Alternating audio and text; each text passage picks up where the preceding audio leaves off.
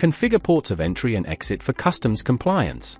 Port management begins in bond and entry operations, the strategic business purpose of defining and managing all ports of entry and exit. Accurately defining these ports is essential for maintaining customs compliance and ensuring precise vessel movement planning.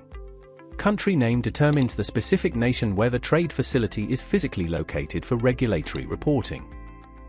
Port name establishes the official designation used in shipping documents and customs declarations for cargo tracking. Port code serves as a unique internal or international identifier to streamline administrative and audit workflows. Type defines the operational role as an entry point, exit point, or both for transit trade.